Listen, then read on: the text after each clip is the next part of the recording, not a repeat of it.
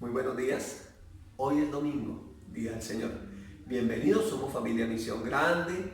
Estamos hoy en esta cuarentena, una vez más desde la sede de Familia Misión Grande, haciendo llegar a través de estos medios el glorioso Evangelio de nuestro Señor Jesucristo. En el video pasado habíamos visto un tema que se llama Caos en el Mundo. Vimos la parte 1.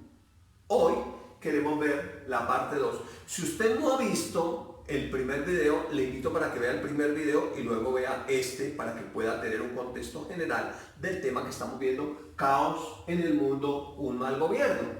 Y precisamente esta enseñanza la abrimos con 3 escrituras. En el Evangelio según San Juan, capítulo 12, verso 31, dice el Señor Jesucristo: ahora es el juicio de este mundo, ahora el príncipe de este mundo será echado fuera. En Juan 14:30 dice: no hablaré ya mucho más con vosotros, hablándole a sus discípulos, porque viene el príncipe de este mundo y él nada tiene en mí. Y en Juan 16:11, hablando de la obra del Espíritu Santo, de cuando viniera el Espíritu Santo, que ya vino, que ya está en nosotros, que fue derramado sobre la iglesia en Hechos 2, y en cada creyente, en el momento que nace de nuevo, entonces el Señor Jesucristo está hablando de la obra del Espíritu Santo y dice que el Espíritu Santo convencerá al mundo de pecado, de justicia y de juicio, y luego le dice por qué: de pecado por cuanto no creen en mí, de justicia porque yo voy al Padre y no me verán más, y de juicio porque por cuanto el príncipe de este mundo ha sido ya juzgado. Entonces vemos que aquí Jesús llama a Satanás el príncipe de este mundo, y ya vimos por qué lo llama, porque es él básicamente recibió el gobierno de este planeta Tierra de manos de Adán y Eva cuando pecaron. Entonces hay un imperio del pecado, la muerte y el miedo. Ese es el gobierno de Satanás en este mundo. En Romanos capítulo 5, el verso 12 nos dice: por tanto, como el pecado entró en el mundo por un hombre, ese es Adán, y por el pecado la muerte, así la muerte pasó a todos los hombres por cuanto todos pecaron. Es decir, que el ser humano, engañado por Satanás, culpa a Dios, porque es lo que hace el diablo, porque el pecado entró por Adán y a través de Adán entró a toda la raza humana. Por eso es que cuando uno lee la palabra de Dios y ve a Juan el Bautista, cuando ve venir a Jesús, él dice: miren, él es el Cordero de Dios que quita el pecado del mundo. Es obvio que la solución no era simplemente perdonar el pecado de la humanidad. No, había que quitar esa naturaleza que había entrado precisamente a través de Adán, y solamente el Señor Jesucristo podía hacerlo. Aquí vemos el resultado del pecado. Si estamos mirando la imagen en Génesis 3, que fue cuando ya él pecó, dice la palabra Génesis 3, 8, versículos 8, 9, 10, 11 y 12. Vamos a leer estos 4 versos. Dice: y oyeron, ya después que ellos cayeron bajo la trampa del enemigo, la voz de Jehová Dios que se paseaba en el huerto al aire del día, y el hombre y su mujer se escondieron de la presencia de Jehová Dios entre los árboles del huerto. Mas Jehová Dios llamó al hombre y le dijo, o le preguntó: ¿dónde estás tú? Ya no estaba en la presencia de Dios, ya no estaba en la luz, ya no estaba en la comunión con el Padre, ya no adoraba, estaba escondido en las tinieblas. Entonces él le contesta, verso 10, y él respondió: oí tu voz en el huerto y tuve miedo porque estaba desnudo y me escondí. Entonces aparece el miedo. Entonces el imperio de Satanás es un imperio gobernado por el miedo. A través del pecado entró la muerte, y esto trajo miedos. Miedo, pecado y muerte. Luego dice el versículo número 11: y Dios le dijo: ¿quién te enseñó que estabas desnudo? ¿Has comido del árbol que te mandé no comieses? Y el hombre respondió: la mujer que me diste por compañera me dio del árbol y yo comí. Entonces aparece el miedo, aparece el juicio para autojustificarse. Digamos que entró la religión allí, en el ser humano. Entonces, el ser humano siempre busca juzgar a alguien para autojustificarse. Entonces lo que vemos hoy, la gente le echa la culpa a Dios por lo que está sucediendo. Y tratamos de autojustificarnos, porque yo, si soy tan bueno, me suceden cosas tan malas. Es resultado precisamente del pecado. Hay una característica interesantísima aquí, que es el miedo. Generalmente la gente tiene miedo de oír la voz de Dios. La gente tiene miedo de leer la Biblia, la gente tiene miedo de orar, la gente tiene miedo de acercarse a Dios. Es una característica que la persona no ha nacido de nuevo, que aún está bajo el engaño de Satanás y que necesita nacer de nuevo. Bien, entonces, aquí en este planeta tenemos dos reinos en este planeta Tierra, dos reinos, después que viene Jesús. Uno es el reino de las tinieblas y la muerte de Satanás desde que empezó allí en Génesis 3 a gobernar este planeta Tierra. Y dos es el reino de la luz y de la vida desde que nuestro Señor Jesucristo vino y fue sacrificado, murió en la cruz, fue sepultado y resucitó. Entonces, el reino de Satanás es un reino que es de tinieblas y de muerte bajo el engaño. Pero el reino de nuestro Señor Jesucristo es un reino invisible a través de la palabra de Dios. Veamos un poco este verso 10 del Evangelio según San Juan, que nos habla precisamente de los dos reinos. Entonces lo que vamos a hacer en esta enseñanza es como un paralelo. El reino de la luz y de la vida, el reino de la muerte y de las tinieblas. Entonces en Juan 10:10 nos habla de los dos. Vamos a dividir el verso en dos. La parte A dice, el ladrón, hablando de Satanás, no vino sino para hurtar y matar y destruir. Una tríada. Esta es la forma como Satanás gobierna este mundo. Hurtar y matar y destruir. ¿Qué es lo que él roba? La palabra. La palabra que es predicada. Al robar la palabra que es predicada, logra matar el propósito en la persona que permitió que la palabra fuera robada. Y al matar ese propósito, logra destruir las futuras generaciones. Eso es lo que ha hecho vez tras vez tras vez. ¿Cómo lo hace? Precisamente en la segunda carta a los Corintios, en el capítulo 4, versículo 4 nos dice: el Dios de este mundo se fue el entendimiento de los incrédulos para que no vean la luz del glorioso evangelio de Cristo, el cual es la imagen de Dios. Entonces, ¿cómo es que él logra hurtar, matar y destruir? ¿O cómo es que él logra gobernar? Pues cegando a la gente. Entonces la gente dice, no, esos que leen la Biblia, esos cristianos, esos evangélicos, esa gente loca, están cegados, pero no lo saben. En otras palabras, están bajo el gobierno del diablo sin saberlo. ¿Cómo es que el ladrón hurta? Pues se esconde, se camufla, trata de que la persona sea sorprendida, incauta y sin defensa. Por otra parte, el reino de la luz o el reino de nuestro Señor Jesucristo, en la parte del versículo nos dice, yo he venido para que tengan vida y para que la tengan en abundancia. Entonces hay dos reinos. Los que ya estamos en Cristo, por la gracia de Dios hemos sido alcanzados, ya hemos escogido el reino de la vida, el reino de la luz, el reino de la abundancia. Pero los que no, todavía tienen la opción de escoger. Ahora, los que ya somos cristianos, tenemos todavía la decisión de escoger quién nos gobierna y cómo vivir. Aunque ya somos salvos, cómo vamos a vivir este resto de vida en la tierra. Entonces, el propósito de nuestro Señor Jesucristo es muy interesante, como en la carta de los Hebreos ya hay mucho más luz de la obra de Cristo. Nos dice Hebreos 2, versos 14 y 15. Así que por cuanto los hijos participaron de carne y sangre, un cuerpo humano, él también, Jesús, participó de lo mismo, un cuerpo humano. ¿Para qué? Para destruir por medio de la muerte al que tenía el imperio de la muerte, esto es al diablo. Esa palabra destruir es declarar inoperante. Entonces, si tú estás en Cristo, el diablo es inoperante en tu vida. Si tú vives por lo que dice la palabra, el diablo es inoperante en tu vida. Si tú crees en la protección divina de Dios, el diablo es inoperante en tu familia. Si tú confías en la provisión de Dios, el diablo será inoperante en tu economía. Es ¿dónde colocas tu confianza? Entonces, el verso 15 agrega, al dejar al diablo inoperante, dice, y librar a todos los que por temor de la muerte estaban durante toda su vida sujetos a servidumbre. Fíjense cómo Jesús nos sacó de ese gobierno de temor, de miedo, de muerte. Al hacer eso nos hizo libres. Pero el Señor Jesucristo agregó en Juan 8, si ustedes permanecen en mis palabras permanecen en ustedes, entonces conocerán la verdad y la verdad los hará libres. Ya nos hizo libres, pero necesitamos conocer qué fue lo que Jesús hizo, y por eso estudiamos la palabra texto por texto, renglón por renglón, palabra por palabra. Es muy interesante. El Señor Jesús dijo, escudriñen las escrituras porque a ustedes les parecen que en ellas hay redención y ellas, o hay salvación, y ellas son los que hablan de mí o dan testimonio de mí. En Colosenses capítulo 1, versos 12, 13 y 14 nos habla muy bien de la redención, de la obra de Cristo Jesús. Dice el verso 12, con gozo dando gracias al Padre que nos hizo aptos para participar de la herencia de los santos en luz, reino de la luz.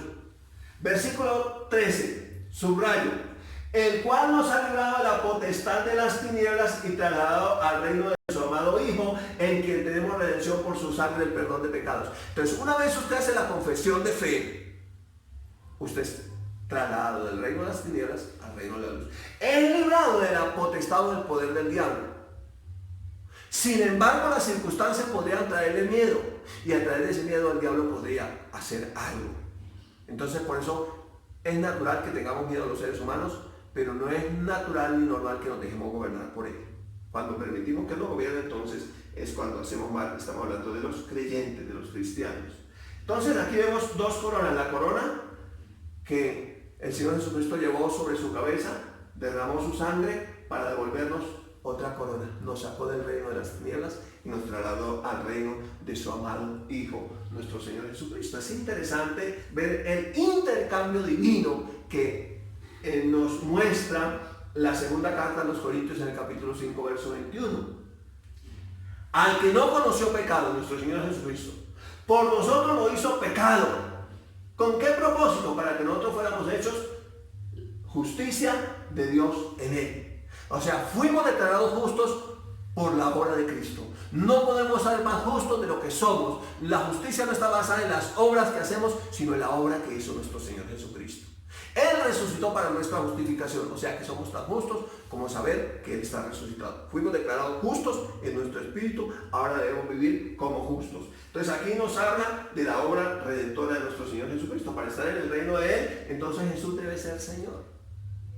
Y esa palabra Señor en el original, en griego, es kyrios y significa la máxima autoridad. ¿Cómo nace una persona de nuevo? ¿O cómo ocurre el mayor milagro de una persona sobre la tierra? Con una declaración de fe, confesando a Jesús como su Señor o su máxima autoridad. Miren lo que nos dice la palabra de Dios en la carta a los Romanos, en el capítulo 10, verso 6. Pero la justicia que es por la fe dice así: no digas en tu corazón quién subirá al cielo. Abro paréntesis, esto es para traer abajo a Cristo, cierro paréntesis, verso 7. O quién descenderá al abismo, abro paréntesis, esto es para hacer subir a Cristo de entre los muertos, cierro paréntesis. ¿Qué está diciendo? Lo que está diciendo es muy sencillo. Ya Cristo bajó del cielo para salvarnos. Ya Cristo resucitó de los muertos para justificarnos. Ahora agrega el texto, versículo número 8. Más, ¿qué dice la Escritura?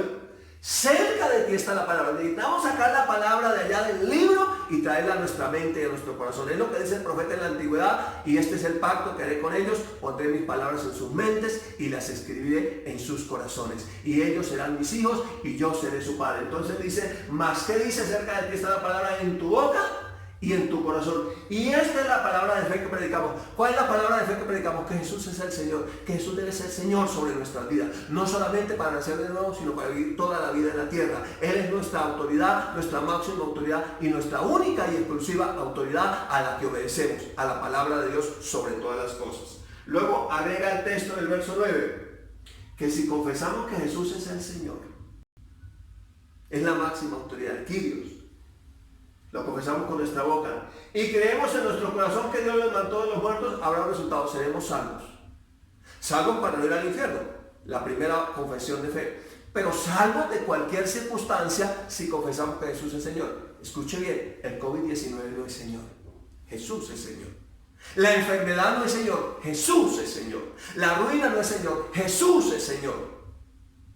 La angustia, el temor, no es Señor, Jesús es Señor. En otras palabras, quien gobierna es Jesús, el Señor de mi vida. Y entonces el gozo viene a nuestro corazón y dice la palabra de Dios, el gozo del Señor es mi fortaleza. Como dijo el salmista en la antigüedad, devuélveme el gozo de mi salvación. Versículo 10 dice, porque con el corazón se cree para la justicia, pero con la boca se confiesa para salvación. Y agrega el versículo 11, pues la Escritura dice, todo aquel que le creyere no será avergonzado. O sea que la verdadera fe cree en el corazón confiesa con la boca, pero también actúa en lo que cree en medio precisamente de las circunstancias. Aquí ya estamos viendo, hablando a futuro, del gobierno de nuestro Señor Jesucristo en la tierra, aquí en el mundo. Entonces era un gobierno de orden y justicia en todo el mundo. Eso es lo que nos dice la palabra profética, por ejemplo, en Apocalipsis, hablando del reino de Israel restaurado o el gobierno milenial de Cristo en la tierra. Pero eso sucederá después de que la iglesia sea arrebatada. Número 1, vuelva con Cristo. Número 2, la gran tribulación haya pasado y venga el juicio sobre las naciones y sea restaurado el reino en la tierra. Entonces nos dice Apocalipsis 5:10: y nos has hecho para nuestro Dios reyes y sacerdotes y reinaremos sobre la tierra. En otras palabras, el ser humano no puede reinar sobre la tierra si no tiene a Jesús como su Señor. No puede gobernar sobre su propia vida correctamente si no tiene a Jesús como su Señor. No puede gobernar sobre su hogar si no tiene a Jesús como su Señor.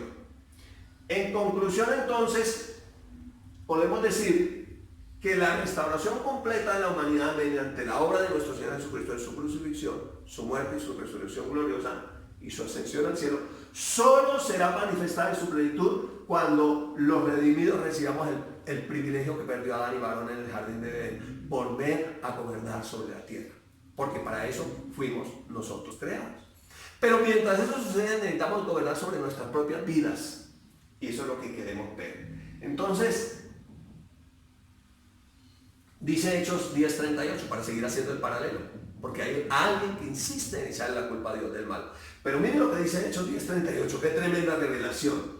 Cómo Dios ungió con el Espíritu Santo y con poder a Jesús de Nazaret. Y cómo Jesús anduvo haciendo bienes y sanando a todos los oprimidos por el diablo, porque Dios estaba con él. O sea que la enfermedad es una opresión del diablo y la sanidad es la dádiva de Dios. O sea que el reino de las tinieblas y de la muerte y del pecado se mueve a través de la enfermedad, de la opresión, del miedo. Mientras que el reino de nuestro Señor Jesucristo, el reino de la luz y de la vida, se mueve a través de la sanidad, de hacer el bien a las personas. Por eso dice la palabra en Romanos que la voluntad de Dios es buena, agradable y perfecta. Romanos 12:2, pero necesitamos cambiar nuestra manera de pensar para que se pueda cumplir precisamente esa voluntad de Dios en nuestras vidas. Leamos el texto completo del futuro que nos espera y de la revelación que el Señor Jesucristo le mostró a Juan, el discípulo amado, en la isla de Patmos cuando escribió el libro de Apocalipsis o Revelaciones. Dice el versículo 8: y cuando hubo tomado el libro, los 4 seres vivientes y los 24 ancianos se postraron delante del Cordero. Todos tenían arpas y copas de oro llenas de incienso, que son las oraciones de los santos. Nosotros debemos estar orando por las naciones en este tiempo de dificultad. Y cantaban un cántico nuevo diciendo: digno eres de tomar el libro y de abrir sus sellos, porque tú fuiste inmolado y con tu sangre nos has redimido para Dios de todo linaje y lengua y pueblo y nación. Por eso hay algunas religiones que se autoproclaman como la única salvadora. No, es de todo el mundo. Jesús no hace excepción de personas. De todo linaje, dice aquí, y lengua, y pueblo, y nación. Todo el que confiese a Jesucristo como su Señor será salvo. Y agrega: y nos has hecho para nuestro Dios reyes y sacerdotes, y reinaremos sobre la tierra. Está hablando del reino de Israel restaurado o del gobierno milenial. Entonces podríamos decir, ya llegando casi a la conclusión de este mensaje, o más bien a la meditación para nosotros hoy y en el día a día: sí, será muy lindo nuestro futuro. Y mientras tanto, ¿qué? Entonces la pregunta es: ¿qué o quién gobierna mi vida mientras tanto? ¿La está gobernando el temor? Si la está gobernando el temor, es el reino de las tinieblas y del miedo. Entonces, hay una palabra clave aquí que es la palabra arrepentimiento. Pero cuando hablamos de arrepentimiento, por tradición religiosa, tenemos como un pensamiento de me pesa. Como más bien que un arrepentimiento, un remordimiento, pero volverlo a hacer otra vez, volverlo a hacer. No lo vuelva a hacer, como aquel borrachito que dice, no vuelva a tomar, y apenas se le pasa la resaca y llega el fin de semana, le vuelve a dar sed y sigue tomando. No hay un arrepentimiento, hay solamente un arrepentimiento. Realmente la palabra arrepentimiento es cambiar la manera de pensar por la exposición a la palabra de Dios. Esto involucra la voluntad de cada persona. Entonces eso tiene que ver con mi responsabilidad. Yo necesito exponerme a la palabra de Dios para cambiar mi manera de pensar y que el reino de Dios que llegó a mi espíritu ahora llegue a mi mente y empiece a gobernar a través de mis pensamientos. Es decir, mi pensamiento, mi palabra y mis acciones deben ser cambiadas. Eso es arrepentimiento. ¿Qué dice la palabra en Proverbios? Proverbios capítulo 28, verso 13. El que encubre sus pecados no prosperará, mas el que los confiesa y se aparta hallará misericordia. ¿Qué significa la palabra confesar? Pensar lo mismo, decir lo mismo, estar de acuerdo. Entonces ya para concluir, para nosotros poder concluir, es lo que dijo el Señor Jesucristo en Mateo 18, 18. De verdad les digo que todo lo que atares en la tierra será atado en el cielo, y todo lo que desatares en la tierra será desatado en el cielo. Existen tres cielos. Aquí está hablando del cielo atmosférico y del tercer cielo, que es el trono de Dios. Entonces, la palabra más sencilla es permitir o no permitir. ¿Qué permito yo aquí en la tierra? Será permitido en el cielo. ¿Y qué no permito yo aquí en la tierra? No será permitido en el cielo. A veces permitimos cosas que son del diablo. A veces permitimos cosas que son de Dios. La idea es que permitamos todo lo que es de Dios. Todo lo bueno, todo lo justo, todo lo amable, todo lo puro, todo lo que es de buen nombre, todo lo que tiene virtud, todo lo que digo de alabanza, debemos permitirlo aquí en la tierra. Entonces la pregunta final es: ¿con quién estoy de acuerdo? Confesar, estar de acuerdo. ¿Con quién estoy de acuerdo? Dos ejemplos: Adán y Cristo. Dice 1 Corintios 15:45, la parte A: así también está escrito, fue hecho el primer alma viviente. Si estoy de acuerdo simplemente con el pensamiento del alma, de mis emociones que varían, que dependen de las circunstancias, simplemente como un animal inteligente allí, viviendo de acuerdo a las circunstancias, de acuerdo a que es como la ola del mar, que va, que viene, que depende de las circunstancias, o si estoy de acuerdo con Cristo Jesús. Así también está escrito, el postrer Adán, espíritu vivificante. Miren lo interesante que dice el Señor Jesucristo en Juan 6:63. El espíritu es el que da vida, la carne para nada aprovecha. Las palabras que yo les he hablado son espíritu y son vida. Díganme si no le han extrañado congregarse. El espíritu nos lleva a congregarnos, a recibir la palabra. Y esa palabra da vida. El cielo y la tierra pasarán, las circunstancias pasarán, el COVID-19 pasará, toda situación pasará, pero la palabra de Dios no pasará. Entonces nosotros necesitamos mirar las cosas eternas. ¿Con quién estoy de acuerdo? Entonces, o en otras palabras, ¿quién es mi Señor? ¿Mi carne? ¿Las circunstancias? ¿O es Jesús mi Señor? ¿A quién voy a someter mi voluntad? ¿Al miedo? ¿O a la palabra de Dios? Romanos 5:17 es la última escritura que quiero que leamos en esta enseñanza. Pues si por la transgresión de uno solo, ese fue Adán, reinó la muerte, el reino de las tinieblas. Ahí estamos terminando el paralelo. Mucho más, y me gusta que dice mucho más, subrayo, reinarán en vida. Así está hablando de esta vida, no del reino futuro, sino de ahora. ¿Quiénes? Reinarán en vida por uno solo, Jesucristo, los que han recibido la abundancia de la gracia y el don de la justicia. O sea que el Señor Jesús nos sacó del reino de la muerte, de las tinieblas y del miedo, el reino del dominio de Satanás, nos trasladó al reino de la luz, pero nos dio la capacidad por su gracia de reinar sobre nuestras propias vidas. El apóstol Pablo lo escribe porque en ese tiempo existían reyes que daban decretos y ese decreto era real para su territorio o lugar de gobierno. Ahora el reino es un reino oculto, no es un reino visible, nuestro reino es visible, el reino es desde adentro de nosotros, pero nosotros reinamos con lo que hablamos sobre nuestra propia vida, sobre nuestra propia familia y sobre nuestras propias circunstancias. Entonces reinar es tomar autoridad sobre. Entonces con lo que hablamos tomamos autoridad. Entonces hoy tomamos autoridad sobre la enfermedad, sobre el virus, sobre la ruina, en el nombre de Jesús. Con este mensaje te invito para que ores en tu casa y para que tomes autoridad en tu propia vida y creas que el Señor Jesucristo en tiempos de enfermedad te da salud divina. Que el Señor Jesucristo en tiempos de angustia te trae paz. Que el Señor Jesucristo en tiempos de escasez nos dará abundancia. Ese es el mensaje del glorioso evangelio de nuestro Señor Jesucristo. Nos vemos en una próxima oportunidad. El Señor les continúe bendiciendo. No queríamos terminar este video sin darte la oportunidad de recibir a Jesús como tu Señor y tu Salvador. Así que si tú quieres recibir a Jesús en tu corazón, la palabra de Dios dice que con el corazón se cree para justicia, pero que con la boca se confiesa para salvación. Así que si tú quieres recibir a Jesús, yo te invito a hacer una sencilla oración conmigo. Repite después de mí: Señor Jesús, te recibo como mi Señor y mi Salvador. Creo en el sacrificio que tú hiciste en la cruz del Calvario. Escribe mi nombre en el libro de la vida y no lo borres jamás. Amén. Si hiciste esta sencilla oración, eres bienvenido a la familia de la fe y te invitamos para que continúes con nosotros conectado, recibiendo más palabra de fe para que te fortalezcas y puedas vivir una vida victoriosa en Cristo. Bendiciones.